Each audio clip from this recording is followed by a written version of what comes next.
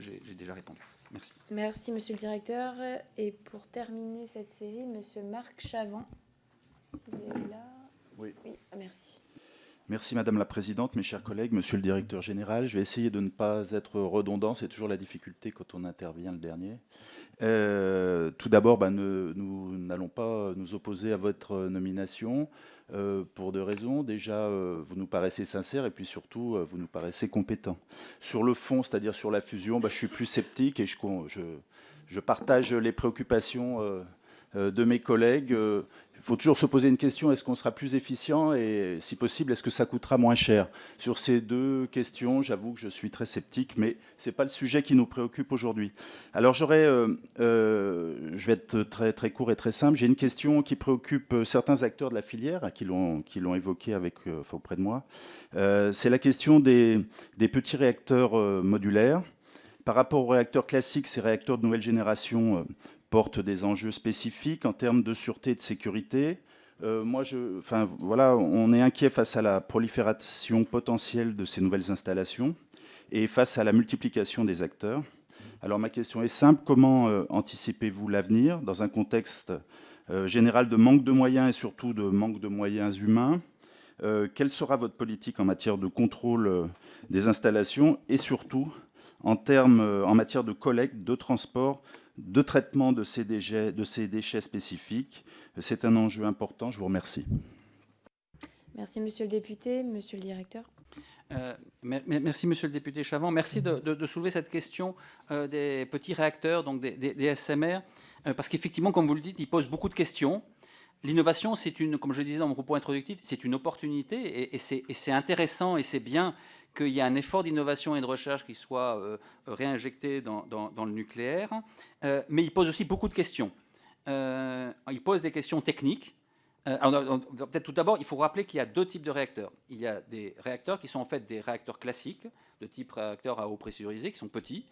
Et puis il y a aussi des réacteurs qui sont, eux, très innovants et eux qui sont beaucoup moins matures. Donc effectivement, ils peuvent poser tout d'abord des questions techniques, des questions de recherche. Ça concerne les porteurs de projets, ça concerne le CEA, mais ça peut aussi potentiellement concerner l'IRSN aujourd'hui et la SNR demain sur un certain nombre de thèmes de recherche qu'il faut commencer à explorer en matière de sécurité des réacteurs. La deuxième chose, c'est en termes de sûreté. Si certaines des technologies sont peut-être potentiellement intrinsèquement plus sûres, elles peuvent aussi poser des questions complexes. Tout d'abord en termes de régulation et d'objectifs de sûreté.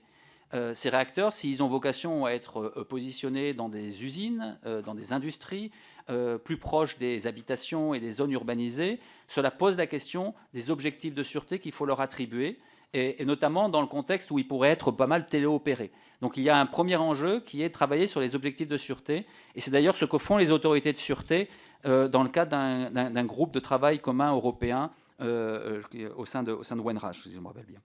Le troisième point, c'est qu'il pose effectivement des questions de prolifération.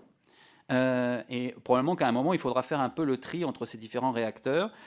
Il pose aussi plus généralement, au-delà même de la question de la prolifération, des questions sur le combustible, comment on obtient les combustibles parfois complexes qu'ils veulent, et les déchets, qu'est-ce qu'on fait des déchets. Et ça s'améliore, ils prennent conscience de ces sujets-là, mais c'est vrai que certains des porteurs de projets sous-estimaient un peu ces questions qu'on appellera du cycle du combustible, ou en tout cas des usines du combustible, en amont et en aval. Le quatrième point, c'est que ça pose aussi des questions régulatoires, parce que pour l'instant, on a des porteurs de projets qui sont des start-up, qui font des dossiers essentiellement papier. Avec eux, on développe des interactions, et quand je dis on, c'est l'autorité de sûreté, c'est l'IRSN, c'est aussi l'ANDRA, c'est un peu tous les acteurs, le CEA.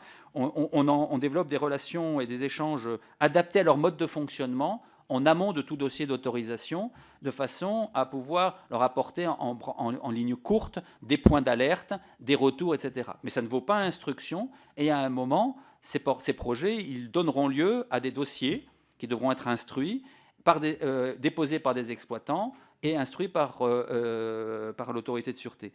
Des exploitants, ça signifie des compétences techniques, ça signifie des compétences financières, et donc ça posera en termes régulatoires la question de savoir qui peut porter ces projets le moment venu. Et c'est clairement pas les start-up dans l'état où elles sont aujourd'hui, qui font essentiellement des dossiers papier. Ce n'est pas surprenant, ça fait partie du processus usuel de l'innovation, mais c'est un point de vigilance qu'il faudra conserver également d'un point de vue régulatoire.